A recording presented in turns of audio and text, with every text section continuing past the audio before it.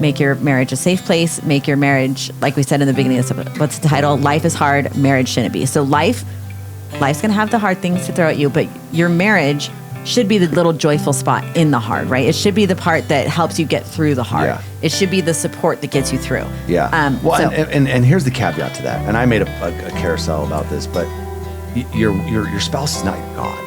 Of course. You know, your spouse is not your everything.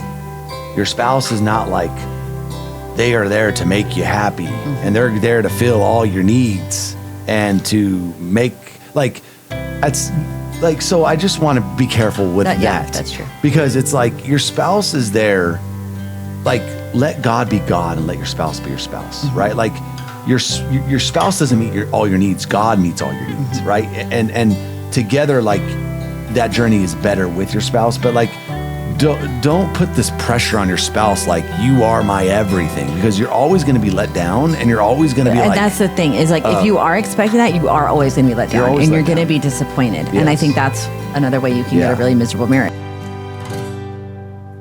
And welcome back to another episode of the Married with Mugicas podcast. We are so excited that you're here. We are Richard and Hayley Mugica. We have been married for 12 years. 13 on Monday, coming up. Yes.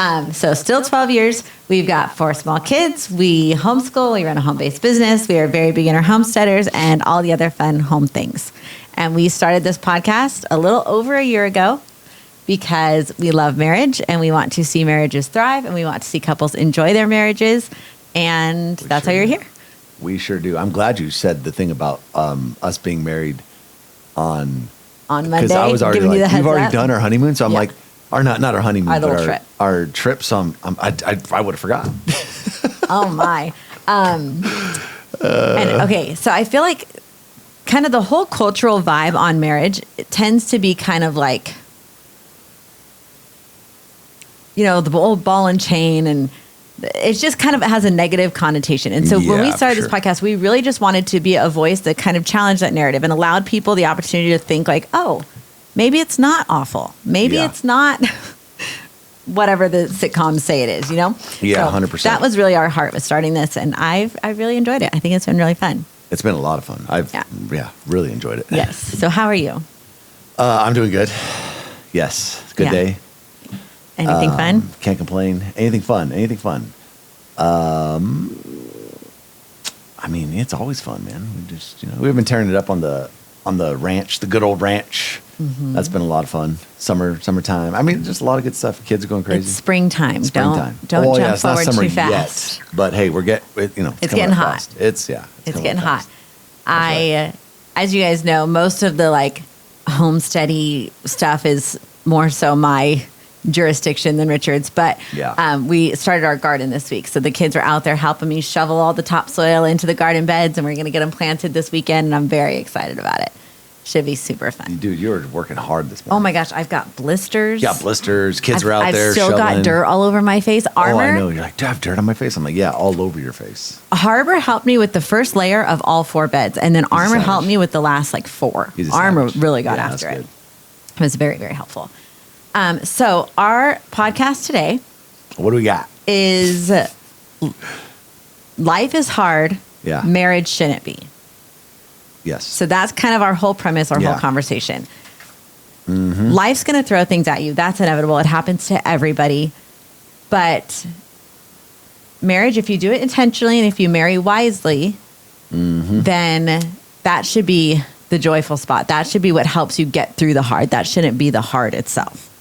And so I wanted to kind of talk about that and dive into that a little bit more. I'm excited about it. I think it's a great point. You know? Because life is hard enough. I always think about this. I'm like, man, life is hard enough. But imagine on top of that, I had a very difficult marriage. I'd be like, oh my gosh, that's double hard. Yeah. And I'm not looking for double hard. No, we don't need to double hard. I'm looking for something to make life easier, not harder. Yeah. And you fall in that category. It's like Hayley makes life better, easier, Well, so thank you. Yeah.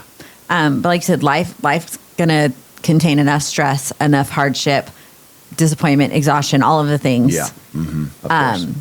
But then if you don't have a home and a marriage you can come home to that feels like, woosah. You know, like, man, where do you ever get rest if you don't have that? Yeah. You know what I mean? Yeah. So I think it's so important to not only like desire that from your spouse, but it's more important to create it for your spouse, because you can't control your spouse, right? The only person you can control is yourself. So start with you, right? Let's start doing what we can to create that environment for our spouse. And then, like we talk about all the time, they will probably return the favor. It might take a while before the culture of your marriage changes if you do find yourself in a hard spot, but it will change if you're consistent and genuine in that pursuit. So now we're going to talk about that. So let me ask you this then, because this is fascinating to me, because as humans, we know this, right? It's like, why did we get married in the first place? It's like, well, when you're dating, you're like, oh my gosh, this person makes life better. She makes life easier, or he makes life easier. I love being around him, right? If you're living in two different households, you're dating, you just can't wait to get in the car and go see them. Why? Because they make life better, right? And then all of a sudden, you get married, and then you forget that. It's like, oh no, I married this person because that's what they did for life. They made it more fun. They made it better. They made it more palatable. I wanted to do a life with them because life would be easier. That's like the whole goal. Yeah. And then you get married, and then what happens? I don't know what happens. Well, I think what happens is like, because when you're dating, going on a date is like a break from your life, right? It's like, okay, I'm stepping away from life and I'm going on a date. Yeah. And then you get married and now you're doing life together. So this is life, right? And so now they're just but so then it's like you're not taking a break from life. So you have to figure out how to make life something you enjoy. Yeah. You know what I mean? Yeah, for sure. And I was interested or curious of how you were going to approach this, only because I know it's kind of a pet peeve of yours is that when people say, oh, life is so hard, right? Like you don't necessarily believe that. Yeah. So how does this hit you just on the first go? I was wondering. Life is hard? Just the whole, I mean, this is a whole episode on this stuff. It's not that I don't believe it. Look, I think life can be extremely hard, right? I think there's a lot of things, right? Life can be hard. You know, you can even say money's hard to make. You could say that, man, everything's so expensive. Like, yeah, all these things might be true, but I just refuse to say them. And I refuse to let them control any outcome in my life, right? So all that stuff I just throw out the window because it could be true, but to me, it doesn't serve my life, right? And anyway, I could say life is hard. And then, okay, cool. Is the next person going to be like, yeah, that's right, brother. Life's hard. And then tell me the upside in that. There's no upside. So I'm always looking for disproportionate returns. And I learned this in investing, right? It's like, if I'm going to invest in something, I want a huge upside with very little downside, right? So then I look for that all over my life, right? If I'm going to adopt a belief, it must have high upside with very little downside. If I just if I adopt the belief, life is hard, man, stuff's going to be really hard. Marriage is going to be really difficult. I feel like there's very high, low, like downside, very little upside. So then I just reject the belief. And so that's how I look at life. Yeah. You know, that's my thought process. So yeah, I don't like that phrase. Yeah. And I will never say it. I know you don't. And it's one of those things where it's like both are true at the same time. Because on one hand, I think that you get what you expect, right? And so if you expect life to be really hard, if you expect marriage to be really hard, it's going to be. 100%. But also, I think sometimes on the opposite end, we can have such unreasonable expectations of marriage is just going to fulfill me and I'm not ever going to have to work for anything. And it's just going to be so great and it's going to be so easy that you get married and you realize, just like anything worthwhile in life, it takes effort and it takes work, 100%. Right? And then you realize that and you're so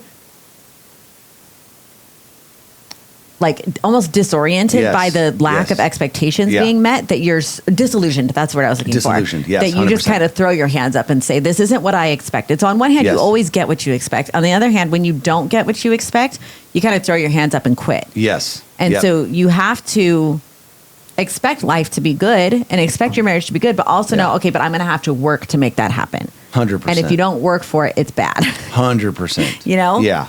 Yeah. And dude, there's something called the confirmation bias in life. It's one of the strongest biases that we have as humans. But as soon as you say something, right? Let's just say, man, marriage is hard. Let's just say that comes out of your mouth, right? Now, all of a sudden, what you're going to do as a human, we all do this, find the hard. is you find everything in life that confirms that statement. So I say marriage is hard. Now I'm looking for, why is my marriage hard? Oh, because look, my husband didn't do X. Look, we couldn't, we couldn't pay the bill that month. Like, now you're just trying to find supporting evidence for what you just said. Yeah. And so every time I'm talking to somebody about their marriage, about what's going on in their life, I'm looking for what they say, because then I know next what they're doing is they're looking for evidence why that is real. Right. And so I would rather, if I know that I'm going to do that as a human, I'm going to look for evidence for why what I just said is real. I want to say positive things. I want to say great things, because then I'm going to start looking for evidence for why that is real. There's something there's something called the reticular activating system, right? This is very fascinating. And so they've done study after study, right? But this is what the reticular activating system does. Everybody's experienced this, right? You're like, oh man, I'm going to go buy this car. So let's just say you go buy a car and it's like a red, Honda Accord. And before on the road, like, you would never notice red Honda Accords. All of a sudden you buy the car, and then what do you see on the road all the time? You're like, oh my gosh, there's a red Honda Accord. There's a red Honda Accord. Did anything change? Nothing changed. The only thing that changes, now you're looking for it. You're aware of it, right? That's how life works. And so all of life is just, what are you looking for? What are you trying to like identify? Because we all do this. And so, this is a real thing. Yeah. And it's one of the keys, I think, to a really good marriage is, and we've done an episode called like, what you focus on grows, but you can train your mind on what you focus on. Yeah. And that is the key. So anyways. Yeah. Well, I know we've gone to a birthday party for a kid. It's happened a couple of years in a row now, where at this birthday party, the dad will get up to say something, and every year he tells the kid, son, life's really hard. That's like the first thing he says every time. And I'm like, man, why is that what you want to tell your kid? Like, God gave that kid to that parent on purpose, and I'm sure that parent is teaching him something, but for me, I'm like, man, I don't understand why that's the message you want to give your child. I don't get it. Yeah, yeah. Let's not do that message. I don't know. Give me a better message, please. Yeah, for sure. But that's not to say that hard things don't happen in life, right? Like, we have been through hardship. We've been through financial struggle. We've lost parents. We've been through health issues. We've been through. Look, we could come up with excuses all over the place. Okay, number one, we had 4 kids back to back, right? People could have said, oh, that was really hard. Number two, in the midst of that, we quit jobs, moved, and started a business, failed business, and went through that whole hardship. At the same time, we're having kids, right? So that's number 2, where people will be like, oh my gosh, that could have, and then your dad dies, right? In the middle of all this, right? In the middle of all the chaos of the kids, the business failing, the this, that, dad dies, right? And then you have, whatever else you want to throw on top of it. Well, I mean, you have a hard time paying bills, and we had a house that had a leak, and like literally the entire bottom floor of the house was flooded, had to be gutted, and it was awful. Not to mention all the pressures of, downturns in business and losing this. I mean, so it's like, yeah. So the point of that is just to say that life will always bring you hard moments for everybody. Yeah, nobody gets to escape it constantly. But you can try to make life better for your spouse, not harder, right? 100%. Yes. Life will come at you, I promise. Yes. But your marriage should be a refuge, a partnership. It should be safety. It should be encouragement. It should be peace. It should be teamwork, right? That's what your marriage should be. Oh, yeah. 100%. Not criticism, disrespect, emotional chaos, keeping score, humiliation. That's all the things that loneliness in marriage. That's one that I hear in my DMs all the time. I actually just had a conversation with a lady that was really interesting. I don't know how it pertains to this conversation, but I thought it was an interesting DM, so I'm going to share it. But she was messaging me saying that she feels very, very emotionally lonely in her marriage, that her husband is very emotionally distant. And so my first question to her was, well, is that how he is in every relationship in his life? Or is it just you that he doesn't care to have emotional connection with? And she said, well, no, it's everybody. Like, he's just, his whole family's this way. He doesn't, whatever. Yeah. And so I remember telling her, well, maybe, and like I said, listen, if your husband was the one messaging me, I would tell him that he's got to do better and he's got to develop and he's got to do this, right? But because it's you and because you can only control you, what I'm going to tell you is, hey, maybe this is all he's got. And maybe just because of his upbringing and because of whatever trauma he has from his upbringing, he just can't do it. And maybe he makes sure your car always has gas, and maybe he protects your home, and maybe whatever. So let's look for what he is doing, because maybe this thing that you're really, really focusing on, he's just not capable of. I said, I'm 5 feet tall. If my husband wanted me to be 6 feet tall, it doesn't matter how much I want to do it. I can't. Yeah, 100%. Because it's just not in my makeup. I'm just not, you know? But then the other thing I was pointing out to her was that, what was the other thing?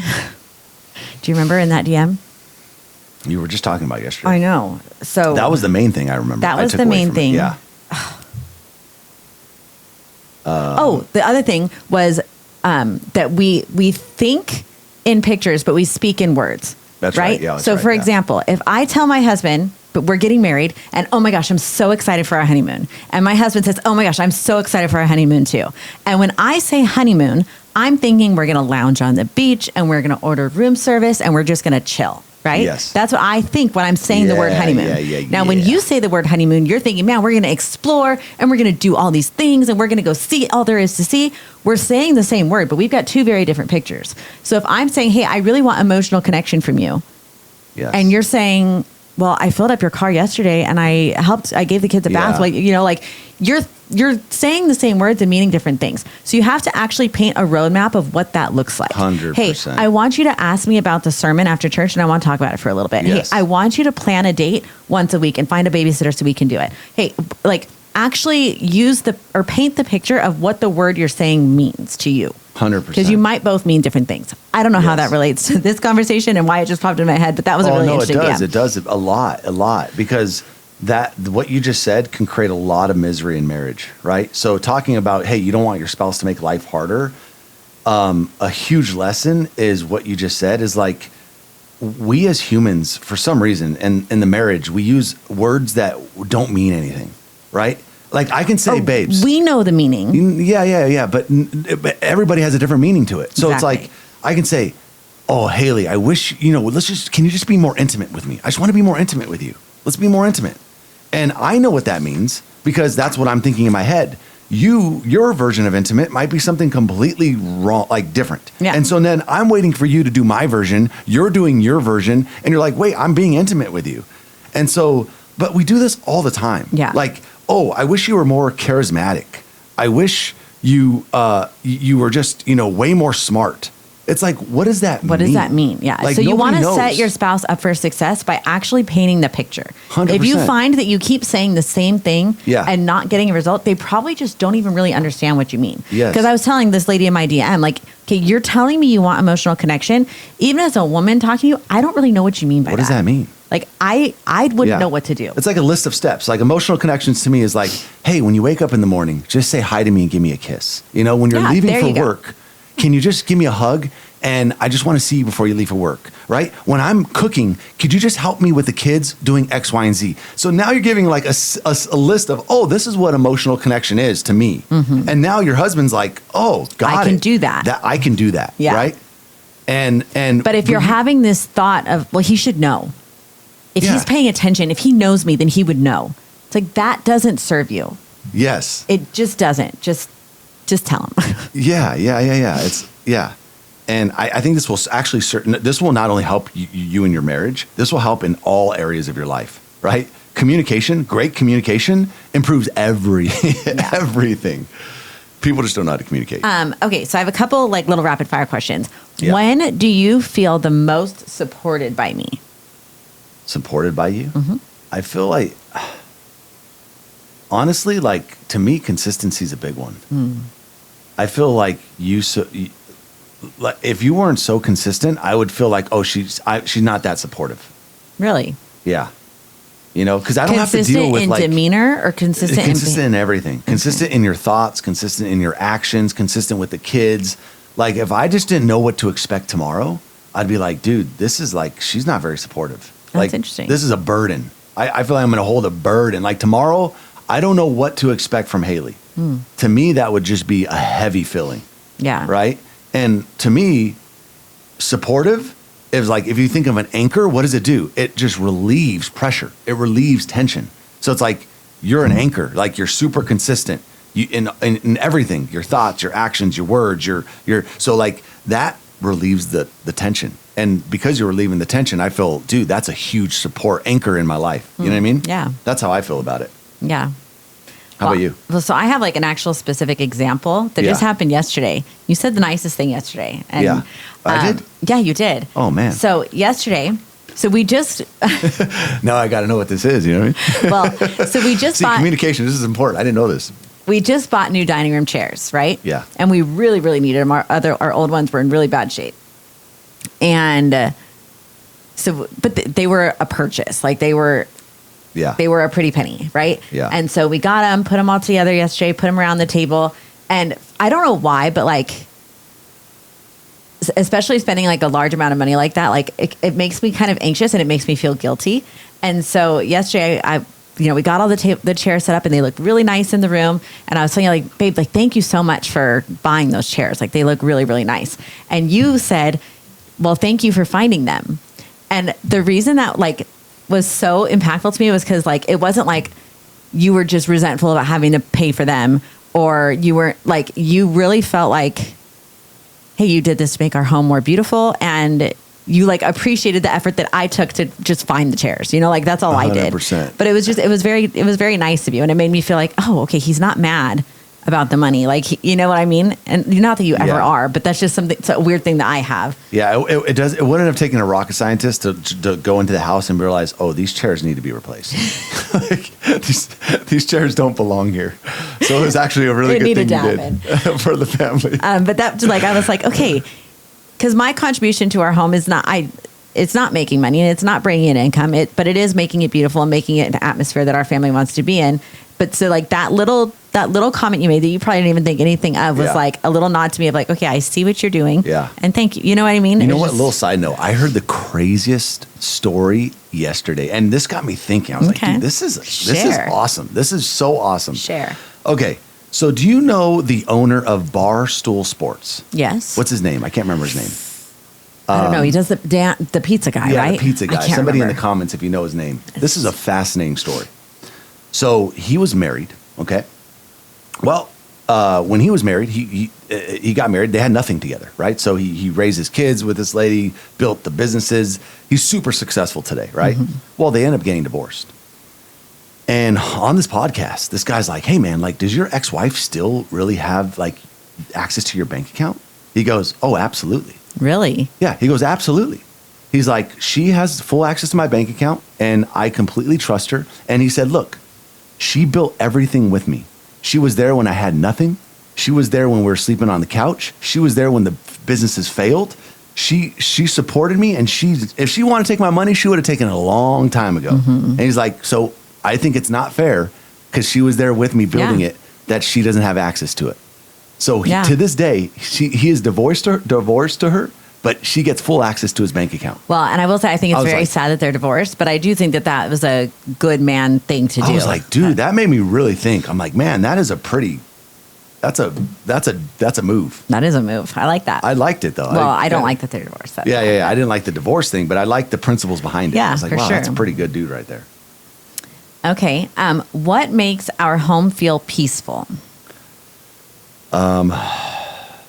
Dude, man, I don't know. Maybe I think consistency. Yeah, look, I mean, if you think about it, like, when I think about non-peaceful scenarios, I think of chaos. What's the opposite of peace is chaos. Yeah. And so when I think of chaos, what word comes to mind? Inconsistent, right?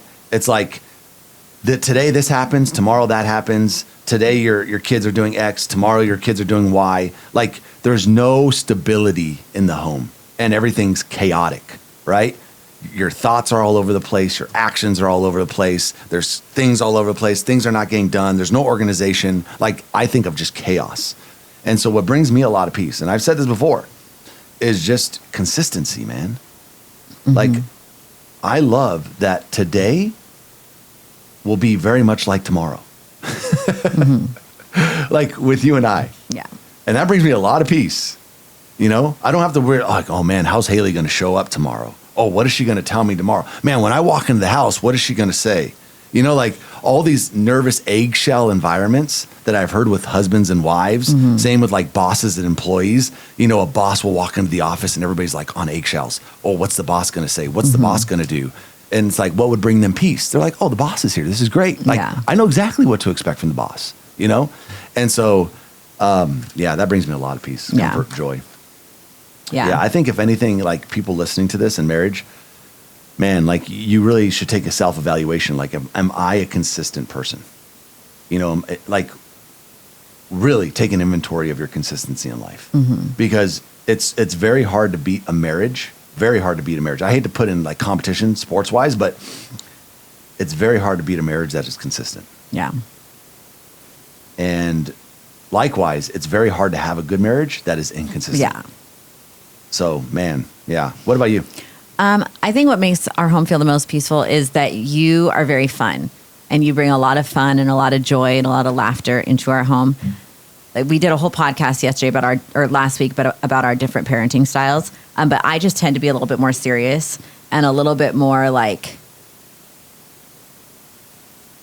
I don't brush things under the rug. I don't ignore things. I address things pretty quickly. Yeah, you do pretty quickly. But then I find that I address too much. And it's like some things you can just let slide. And you're so good at that I learn a lot from that every day. But I just think the lightheartedness and the fun and the joy you bring to our home is kind of like okay, I can like lighten up a little too, you know? And that's very peaceful. See, I'm proud to have said that I think I've turned Hayley into a gray thinker. Oh, stop. That's not true. You're not as black and white as you used to be. That's for sure. I don't think that's true.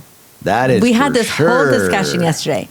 I'm still very black and white as far as right is right and wrong is wrong. And that's... Well, I mean, of course, there's some things like that. Most things are like that. But I have a lot of compassion for the gray area. And maybe I didn't always have that. But I do now. And there's like certain topics that I feel like as a Christian... Man, if you're not sitting in the gray area on this one, like you're kind of missing the boat. Yeah. You feel like most things in life are black and white? I feel like very few things are black and white. I feel like most things are. Really? Yeah. I feel like you as far as you can make just a quick black and white judgment on them. Now, the reality of that is probably different. There's probably a lot more gray in there. Like, for example, divorce, right or wrong? It's wrong, period. Like, that's black and white to me. Now, is there a lot of gray area and a lot of compassion I can have in the middle? Of course. I have a really good friend who is divorced from an abusive, narcissistic marriage, and I have so much love for her and so much compassion for their situation, even though my black and white side says divorce is wrong, right? I see that that's a gray area that I can have a lot of compassion for. Yeah. You know what I mean? Mm-hmm. Yeah. Mm-hmm. Okay. I like that. Two more. These are not very rapid fire, just so you know. Yeah, non-rapid fire questions. Ready for the non-rapid fires? And I don't know. Well, let me see what your answer is. What makes marriage feel heavy? I feel like I could give the same answer for everything. Inconsistency? Let me guess. Yes, inconsistency. But I mean, look, dude, like,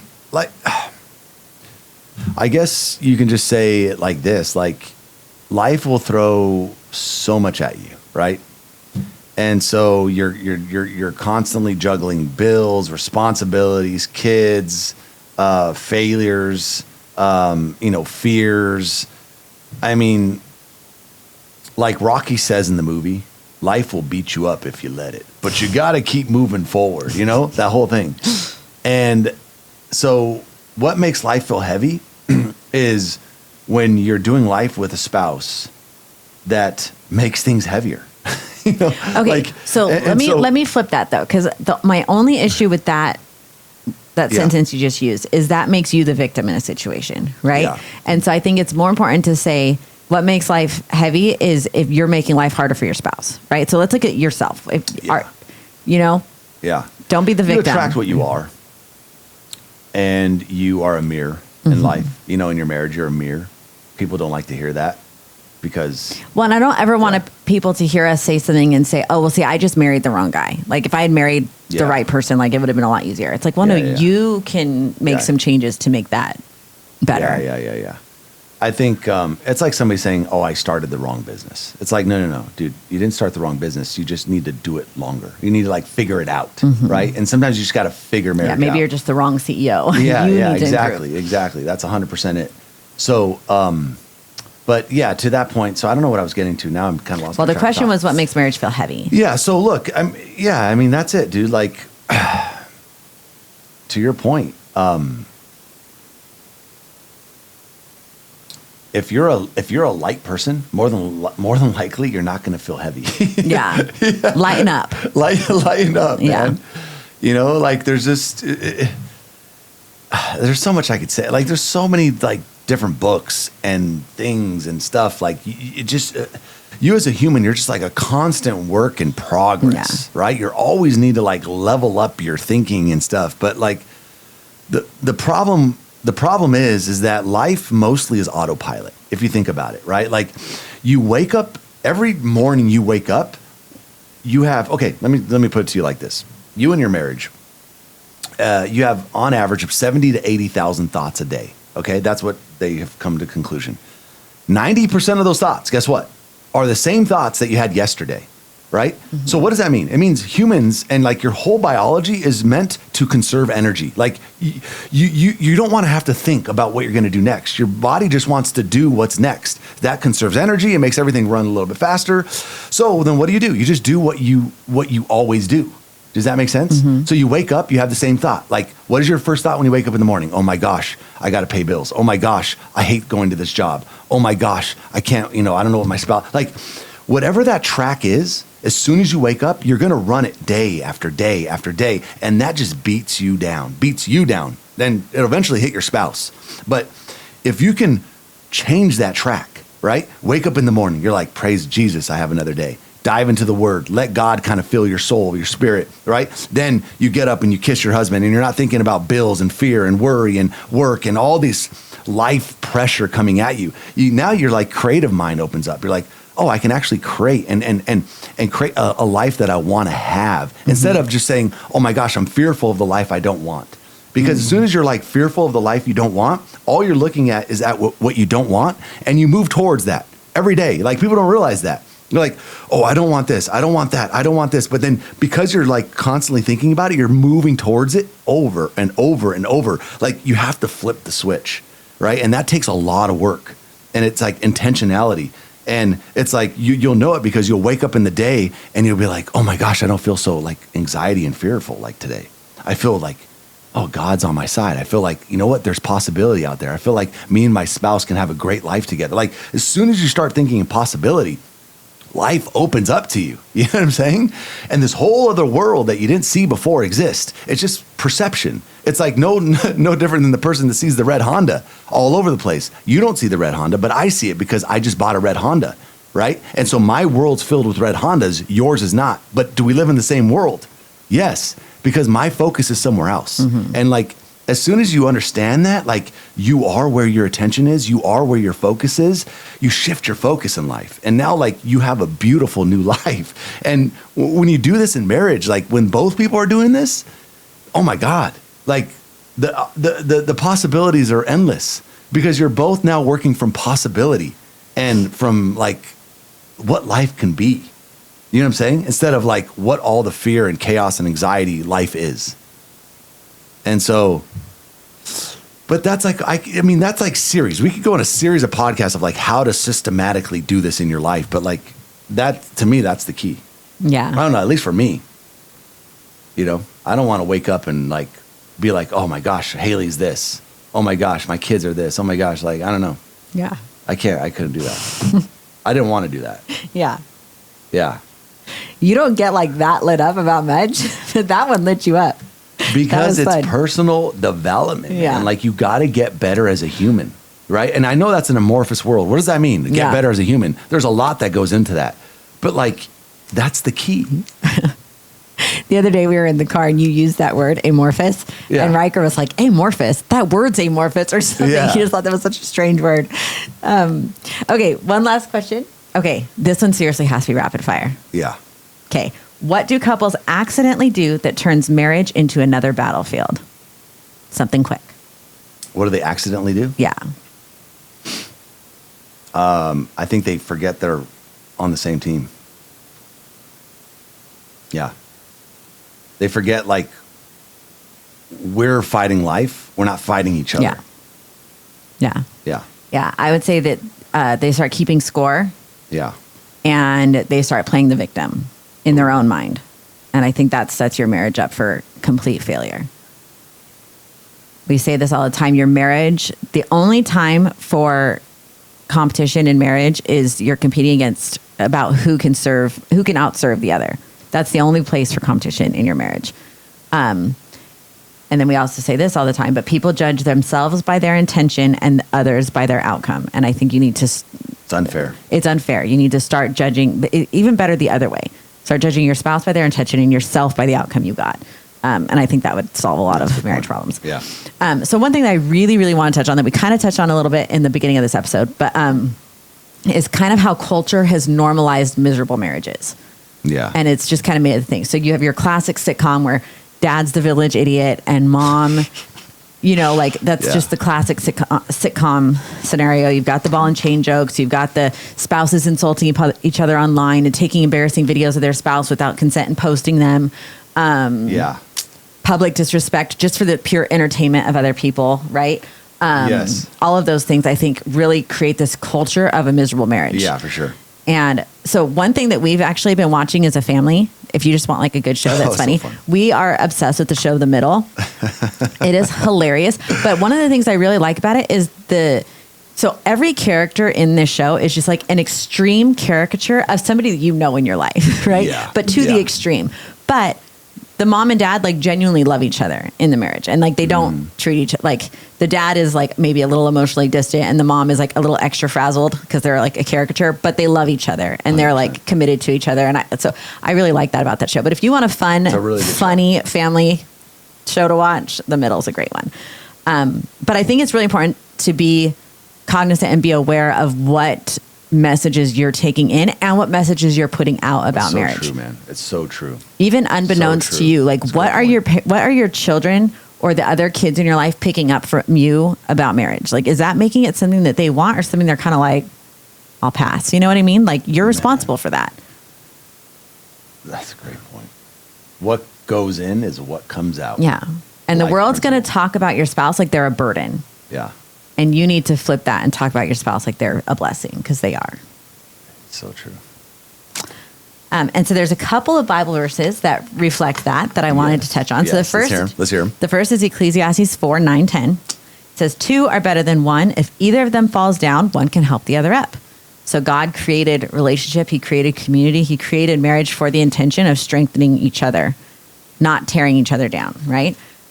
Genesis 2:18, classic. It is not good for man to be alone, right? God created woman. He created Eve to come up as the helpmate. Man is both woman and man. So it's like, well, yes, both. But that verse, Eve hadn't even been created yet. Yeah. So he created Adam, said it is not good for man to be alone, created Eve for Adam. And we've done whole episodes about why we think studying the creation narrative is so important for marriage, because we only get 2 chapters in the Bible that talk about God's creation as he designed it.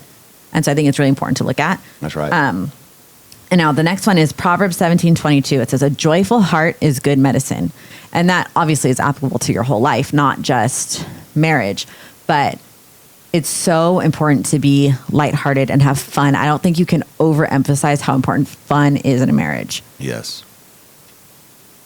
That was a very deep yes. Yes. But I think it's very, very important. Better than a non-deep yes. Let me tell you that. Yes. So, of course, we're not saying that marriage doesn't take work. Yeah. Right? Like all good things in life, you don't get to build health without putting some intention into it. You don't build a beautiful home without putting intention to it. You don't get a beautiful, fruitful, bountiful garden without putting work into it, right? Yeah. Work is not bad. Yeah. Work is actually a gift, and work is a good thing. And you can feel good about the outcome of something when you've put the work into it. But your marriage is going to take work. Yeah. Work is not bad. Work does not have to mean hard. Yeah. So what are some things that you can do that are putting work into your marriage that are giving you a better outcome? Like, what are some quick things? Well, I was going to say that, like, when people hear that, like, oh man, marriage takes work. The way that I define that is yes. I mean, don't get me wrong. Like marriage takes communication. It takes sacrifice. It takes empathy. It takes saying I'm sorry. It takes, being reasonable. Like it takes all these things. But if I look at the quote unquote, the real work of marriage, to me, the hard part is being the best version of you. Mm-hmm. And so if I look back at my journey, the most amount of work that I put in was making me better. Like I was just very flawed. I had a lot of incorrect thinking in life. Mm-hmm. I didn't see situations as they were. I was seeing situations as like distorted, right? And so the work that I had to put in was hours and years, literally years of like reprogramming my freaking mind. You know what I'm saying? Mm-hmm. And then all of a sudden what happened is I was getting better and I was learning and I was like, oh, wow, like I need to level up as a man. Like I need to be more disciplined. I need to like have a vision. I need to set goals for our family. I need to be there for my wife. I need to be more responsible. Like these character things I started developing through self-improvement and working on myself. And all of a sudden, what does that do? Shows up in marriage. All of a sudden you think I'm a better husband. I'm a better spouse. I'm doing the right stuff. I'm saying like, so the real work is that. Yeah. Like relentless improvement of self, because we have a saying that says healthy things grow. If Hayley is healthy, a healthy human, I am a healthy human. The only outcome is growth. Mm-hmm. And if you have growth in a marriage, more than likely you're going to be pretty happy. Like you're growing, we're growing together now, Mm-hmm. But unhealthy things, guess what? Die. Yeah. And so it's like, that's why, me and Hayley are really proponents of taking full responsibility, because if you are unhealthy, it dies. Like that's the game. You know what I'm saying? That's the work. And so that's how I look at it. I don't know if you would agree. Oh, of but course. That's the work that I see. Yeah. And then out of that self-work is the mutual work that you start doing together. Yes. So yeah. So within that work, you get the ability to effectively communicate, right? So that means you don't fly off the handle and yell when things don't go your way. Emotional control, 100%. Emotional control. That's a huge one. Yeah. Mutual sacrifice, right? Forgiveness, of course. Effort, right? We're going to go on our date night, and that means that we're going to have to find a sitter, and we're going to do this. Prioritizing intimacy, even when you're exhausted, but making it a priority in your marriage. I think there's so many things, as a wife, if you you'd be amazed if you just make the bed every day and have your room cleaned up so that when he comes home and he gets in bed at night, he feels like peace. He may not even be aware that he's thankful for that, but it just makes him feel more respected and more loved. If you cook him his favorite meal, just do these little things that say, hey, I see you and I want to take care of you. You know what I mean? I think that's really important. Yeah. Okay, so a couple signs that your marriage is becoming a safe place. So I'm going to say the sign. If you have anything to add to it, let me know. Otherwise, I'll just kind of go through them. Let's hear it. First is you protect each other's peace. Yeah. You assume the best. We talk about that a lot. Oh, that's your key in marriage. That's your number one piece of advice. If anyone asks me, my number one piece of advice for marriage, it's assume the best of your spouse. Assume the best. Assume that they want good things for you. Assume that they want good things for your children, even if they come about it a different way than you would have. Yeah. Assume good intent. Yeah, I think most people would be amazed that they have their assumptions, bad assumptions, right?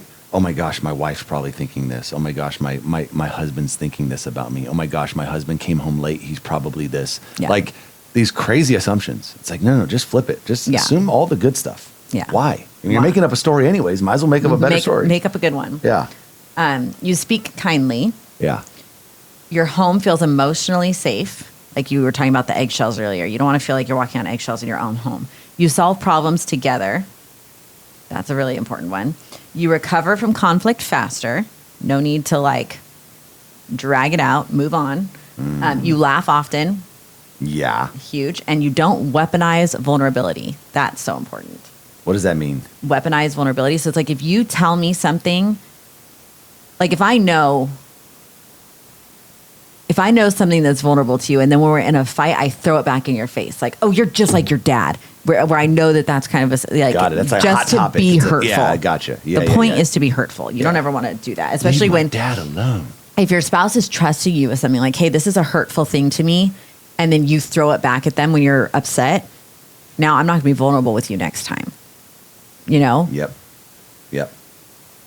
And then Man, you got the notes today. I know. I had a lot of notes you're noted today. out. So I just want to encourage our listeners with a couple of quick things that you can do in your own marriage this week that can help make your marriage a safe place, make your marriage, like we said in the beginning of this, what's the title? Life is hard, marriage shouldn't be. So life's going to have the hard things to throw at you, but your marriage should be the little joyful spot in the hard, right? It should be the part that helps you get through the hard. Yeah. It should be the support that gets you through. Yeah. And here's the caveat to that. And I made a carousel about this, but your spouse is not your God. Of course. You know, your spouse is not your everything. Your spouse is not like they are there to make you happy and they're there to fill all your needs and to make so I just want to be careful with that. Yeah, that's true. Because it's like your spouse is there, like, let God be God and let your spouse be your spouse, right? Like your spouse doesn't meet all your needs. God meets all your needs, right? And together, like, that journey is better with your spouse, but like, don't put this pressure on your spouse like you are my everything, because you're always going to be let down and you're always going to be and that's the thing is like if you are expecting that, you are always going to be let down and you're going to be disappointed. Yes. And I think that's another way you can get a really miserable marriage. Like, oh, my wife fulfills me. It's like, no.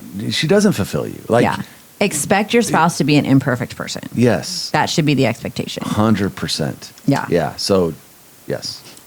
But just a couple ways that you can do that is speak softer, right? You don't have to be harsh. Be gentle with your words. Help more. See what you can do to help your spouse. Instead of thinking like, gosh, he doesn't ever help me. Maybe try to help him. See how that works. Yeah. Give what you want. Yes. Encourage. You have gratitude. Thank your husband for for working, for whatever it is he does for your family. Make sure you express gratitude. Yep. Complain less. Flirt more. Flirting's always good. Send a little flirty text message. Wear some lingerie under your dress and show him a little peek while you're eating dinner so that he knows what, like just do fun things like that. Pray together. That's important. Notice their stress and try to relieve it if you can. And say thank you. That one I already talked about. But those are just some simple, quick little things that you can do for your marriage. Quick wins. Yes, quick wins. Yeah, that's perfect. That can really, really change the culture of your marriage. Yes. Yes. So I think is the end here. Let me double check. Yep, that's the end. That is fantastic. We're going to wrap up here. Again, if you guys have any questions on the live, go ahead and throw them in now while we finish up, because you guys have like a 30-second delay or something over there. Or something. But you want to finish up with the businessy stuff? Because I forget. The businessy stuff. Well, yes. I'll tell you what. If you enjoy the podcast, we would appreciate if you guys share the podcast. Again, the way this podcast grows, by the way, is not through we don't run ads or promotion. Like, it's just through word of mouth, right? People are like, oh man, this podcast is great. Like, it'll help you. So that would be the number one thing, guys. If you enjoy it, share it. Which I don't know if you've run it in a while and looked. Yeah. But the last time you checked, what number were we on like the relationship chart? Oh, relationship podcast. We were in like the.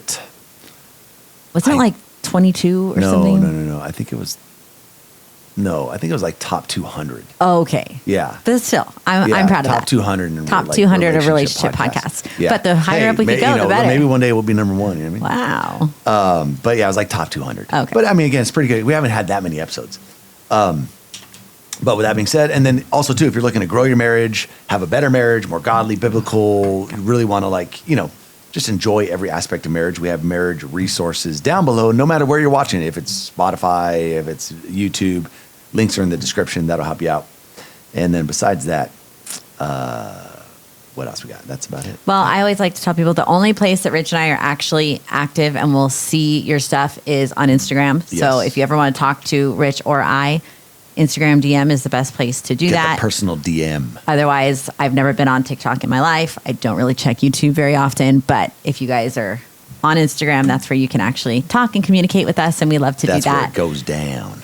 And yeah. Oh, and I am going to let you guys know. So in about a little over 2 weeks, we are leaving for a 2-week vacation. So we are so excited, and we're probably not going to be able to get any extra episodes recorded before that, I don't think. We'll release some stuff. So I think what we're going to do is just release some of our older stuff that maybe people haven't seen because we didn't have a following at the beginning. Stuff. Old stuff and is good the stuff. The oldies but goodies. So those will be coming up here in a couple weeks. Yeah, that'll be great. But we will be here for the next 2 weeks live with everyone, and it should be fun. Oh yeah, we won't be live. That's right. But unless yeah, you guys want us to go live from the boat, live from the ship, Imagine. probably not happening. But anyway, so unless there's any questions, I haven't seen anything come through. Anything on YouTube, Ishmael? Nope. All right. Well, thank you so much. Nothing. We All right, guys. appreciate Well, you all. have a great day. Thanks for being here. Love you. Love you.